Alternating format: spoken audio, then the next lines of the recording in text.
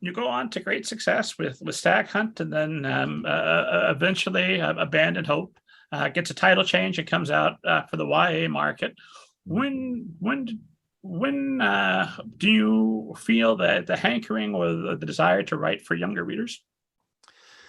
I never had a desire to write for younger readers. So when I wrote that first draft of Hellbent, when it was still Abandoned Hope, the main character is 16, but the book itself was in my head. Well, I think I'd heard the term YA, but I thought young adults were people like me in their 20s. I didn't realize that young adults were in fact teenagers.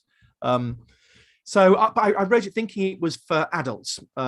And it was only later on talking to my agent that I realized I could take out some of the profanity and sort of resituate it as a book more for teenagers. So I could just double check. So in the US as well, is YA essentially a synonym for teenage books, or is it wider than that?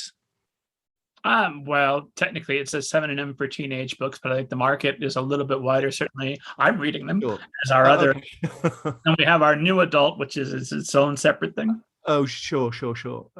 I did a talk a couple of years ago at the Edinburgh Book Festival, big kind of festival here in the United Kingdom, where there'd just been some research showing that most YA in the UK was bought by women who were older than the age of 25.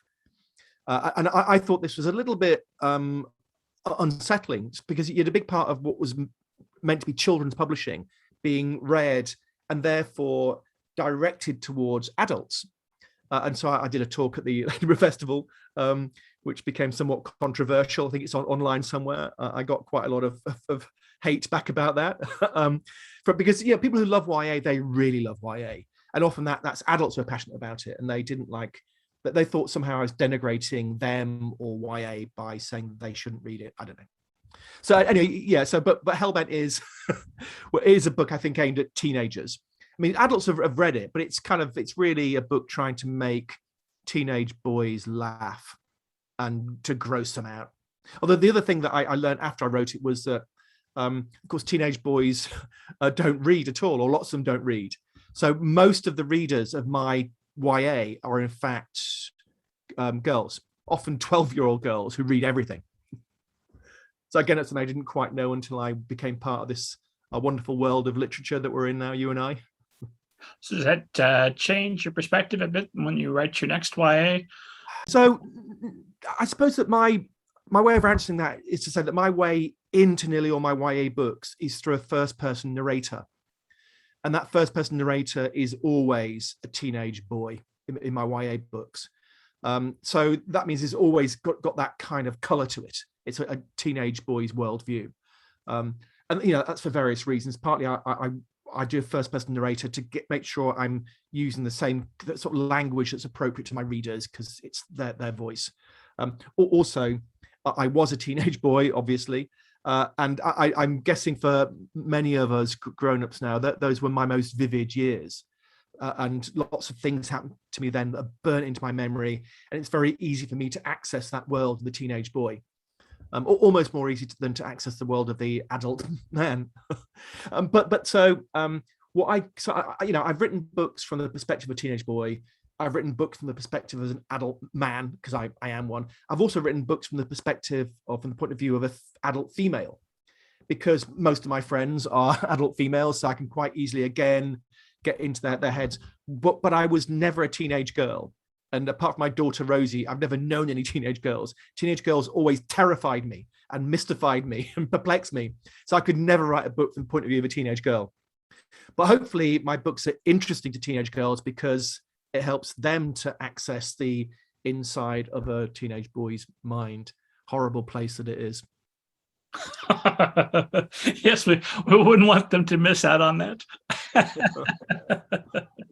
I did find it amusing, because I know the same thing happens to a lot of authors, that this is a book that has, like you say, bodily humor, that has some relatively gross stuff in it, because of course you're touring hell, of course, and you're also writing about your own traumatic experiences of being flat out, we would call it abused at this point during your schooling years, right? Because you had people physically striking you. Well, yeah, I mean, I went to a very, very tough high school. So I was brought up in the north of England, which in a kind of industrial city called Leeds for the most part, although actually was most of my childhood was in a small town outside Leeds, but I went to school in Leeds, this big, I'm trying to think of a city, somewhere like Pittsburgh, perhaps, a kind of industrial city. And the school I went to was one of the toughest schools in the whole of this very tough town. So there's an awful lot of kind of bullying, lots of violence in the air, fights every single break time, and the way the teachers kept control back in those days was also with brutality, lots of corporal punishment in my school. But so it was a very, very interesting, inverted commas, kind of place. But I actually didn't have a bad time at that school. I loved that school, because although there was violence all around, it never really dragged me down because I was quite a big guy and I was good at sports. So even though in some ways I should have been bullied mercilessly because I was just from out of town, so I was geographically an outsider, I obviously liked learning things. So I was one of the kids whose hand was always up in class, sir, miss, answering questions. And also, I suppose, compared to some of the other kids there, I was quite middle class, because it was in the middle of this very poor housing estate around it. Now, my parents were both nurses. So not particularly posh as we'd say at all, but compared to the poor local kids, quite, almost aristocratic. So these kind of this kind of triple outsider status should have made me a victim. But as I say, I was good at sports, and that took me out of the bullying zone. And so all around me, there was this madness, this chaos, this danger.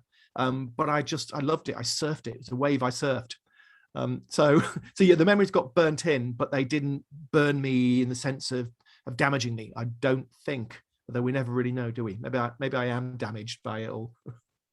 Well, I mean, it's worked out for you, so it may not be advisable, but you've certainly shattered into a successful career. So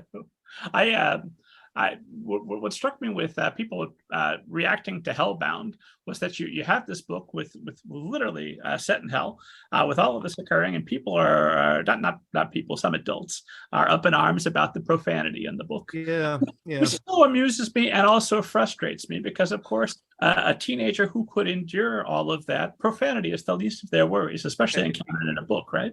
Exactly.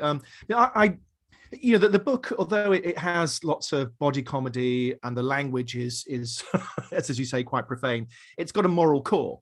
The kind of hidden narrative is that my main character Connor trying to find out why he, a relatively normal kid, has been sent to hell. And so there's long debates about the nature of good and evil and morality. So it's meant to be a moral book, just one with lots of dirty jokes in it. And also, as you suggest there, that I do worry about the amount of violence in our society, and the kind of graphic imagery that teenagers have access to all the time in a way that people of my generation didn't. But I do think that the stuff you can find online can be corrosive to those young souls.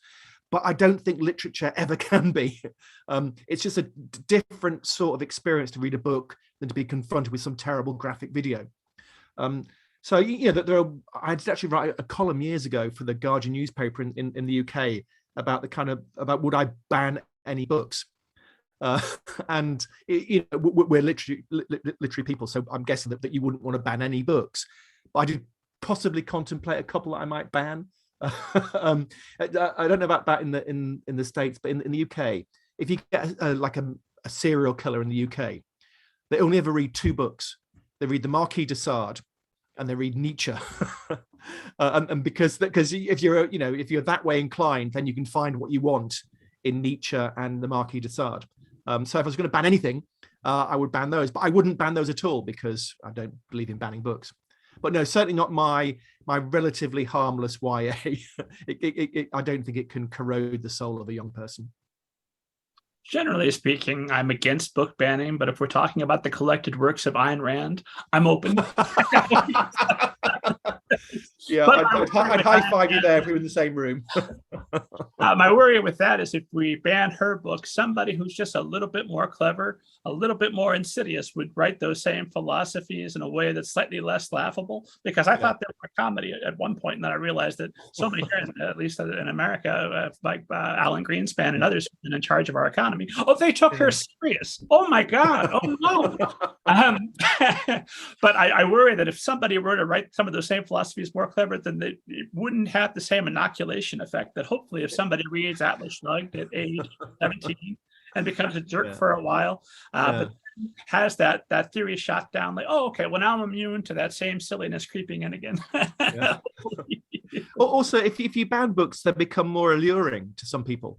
So the fact that they're forbidden makes you want to explore them.